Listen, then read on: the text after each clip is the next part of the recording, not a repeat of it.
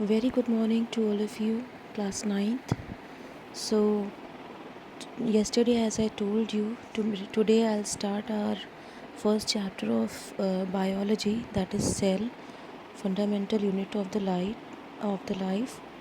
So, this chapter you have studied in class 8th also, and you have some basic knowledge of that, but still, I'll explain you from the bottom, from the beginning only. So just imagine of your game which you used to play in your childhood, that block game. Do you remember that? When you are playing that block game, you are joining some block by block and making some piece of wall or some piece of the toys like this. Okay, so I'm talking about the single block which you have used, which you have begun. This one. This first block is just like a cell. Means the body of a living being is made up of a small structure, and that small structure is known as cell. Okay. These cells, when these cells combine, these form tissue. Okay, this is structure which is formed, that is formed by the combination of cell. This is known as tissue. These tissues further combine to form an organ. Okay, like it is kidney. Okay, it is an organ, and these organs combine to form organ system. Okay, this is an organ system.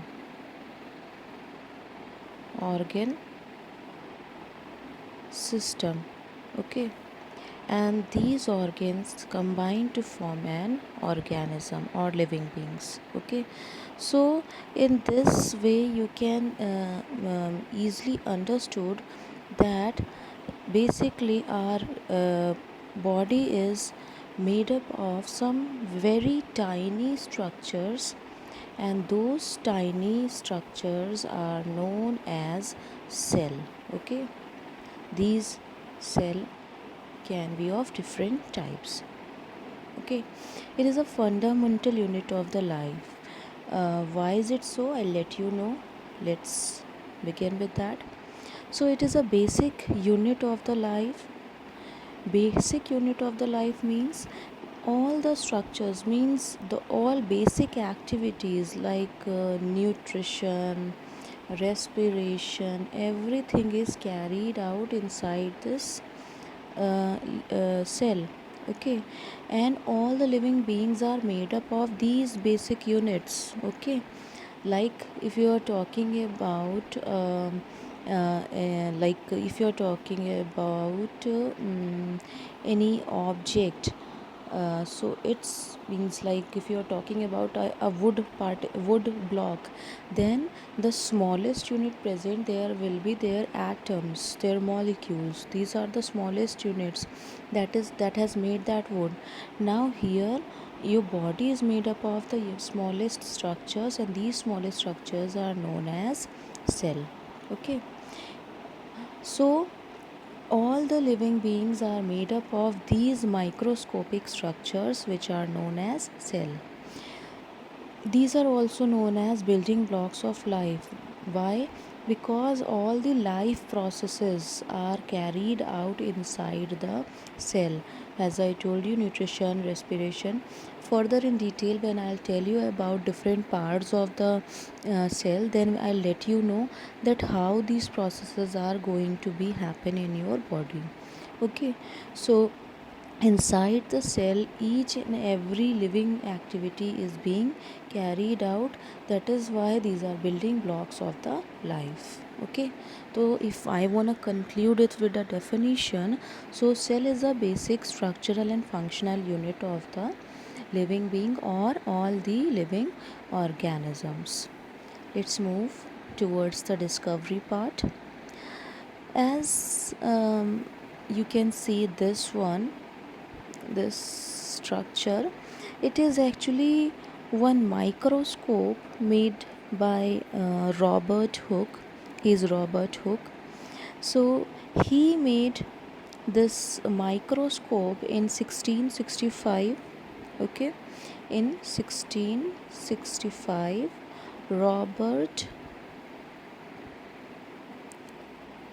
Robert Hooke discovered first cell by using one microscope, which you can see it is like this. And what he did, he took a section of a cork. Now you see what is cork? It is the innermost part of the stem. Okay, if you cut the stem in sections, then innermost part is known as cork.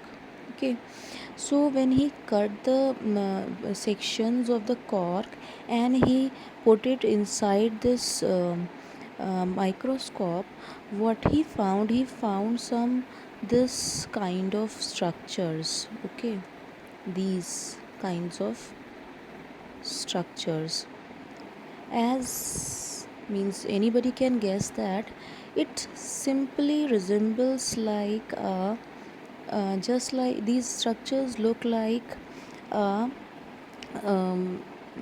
beehive. Okay, have you seen a beehive where honeybees live? So because it looks like a beehive, he has seen these compartment like structures inside the microscope. These are the compartments, means just like the rooms of a um, it could be a rooms of any building or something. As means some of the people call compartments as cell, means it is synonym to compartment. Okay, so in that manner, when he saw those structures, he called them cell.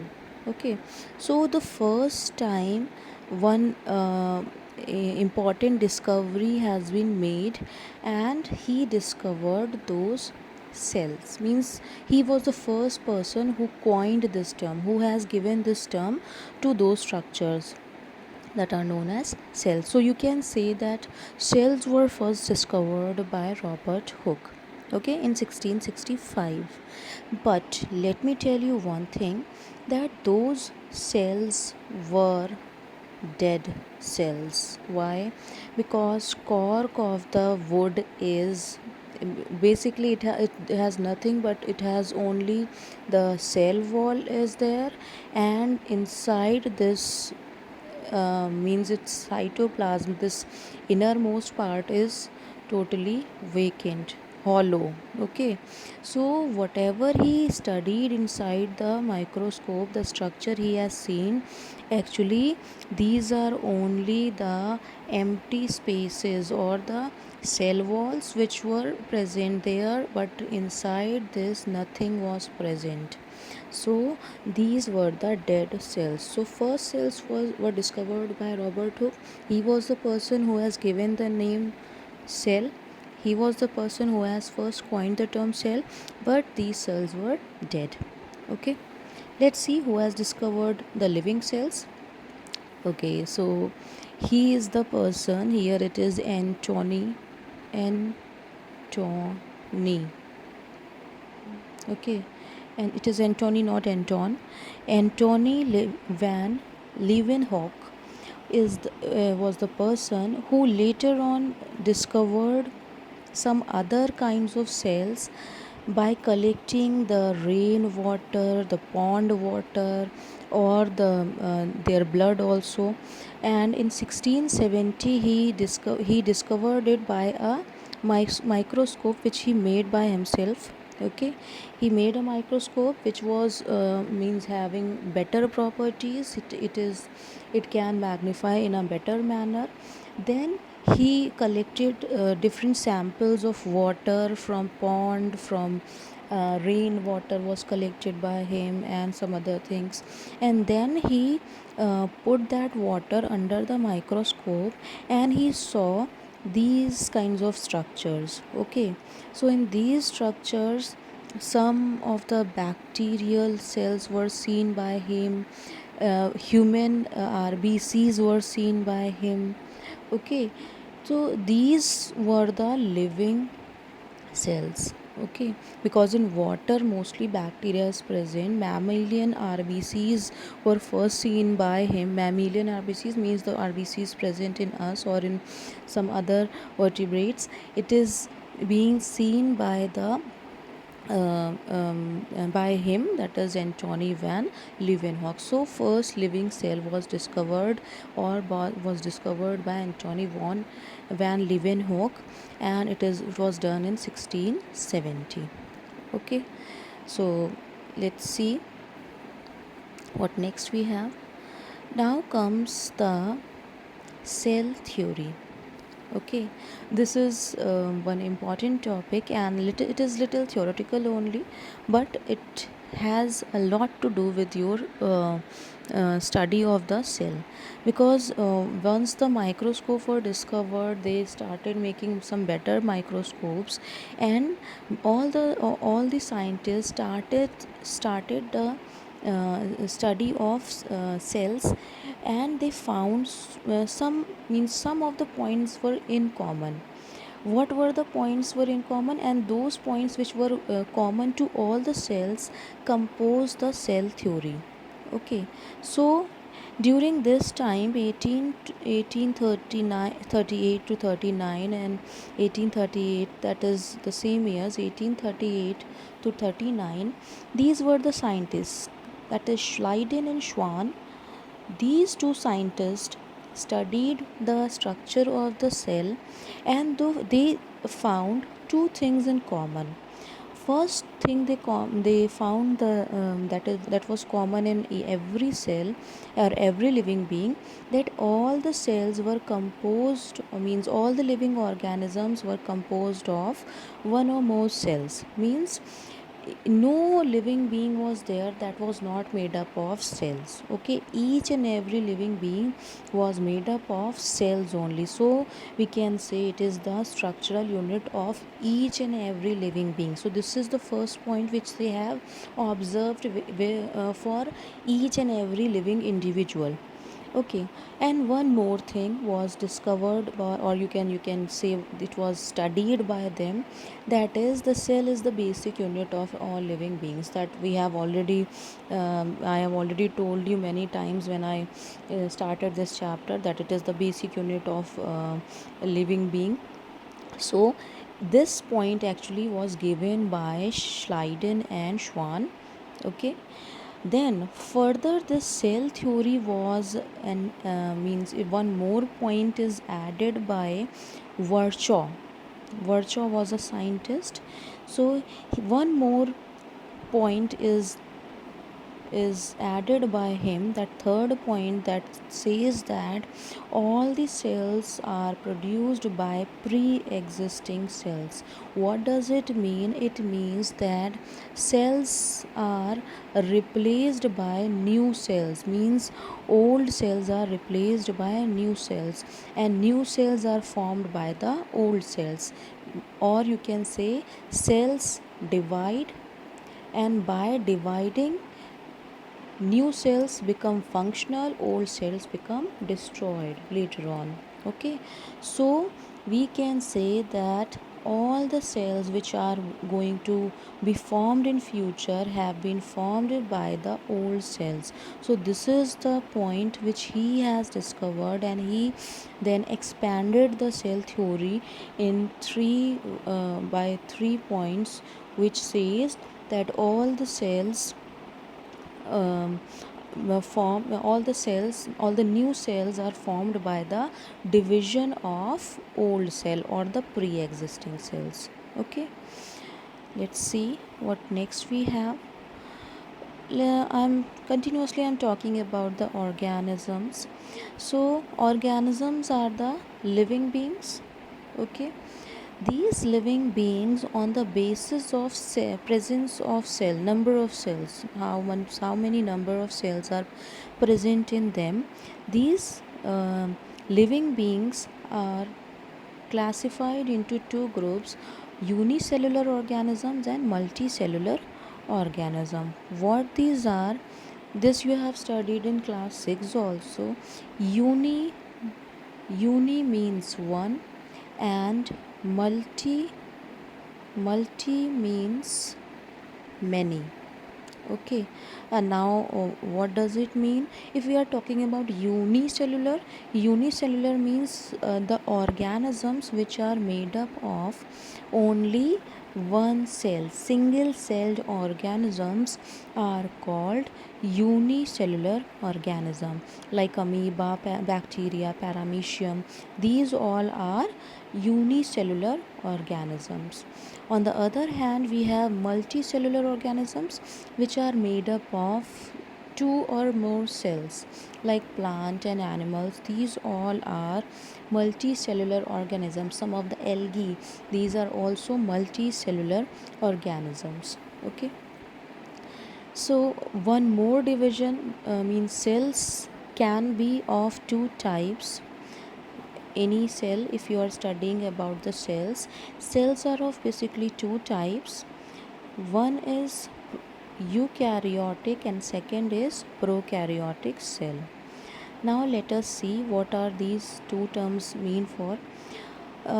If you are talking about the prokaryotic cells, so prokaryotic cells are the cells in which DNA, which is actually a hereditary material, it's found it is in the near the center, and it is called nucleoid. Let me make it again. It is, space is not there. It is DNA is found here, and that DNA is called nucleoid. In which one? In which one? It is in the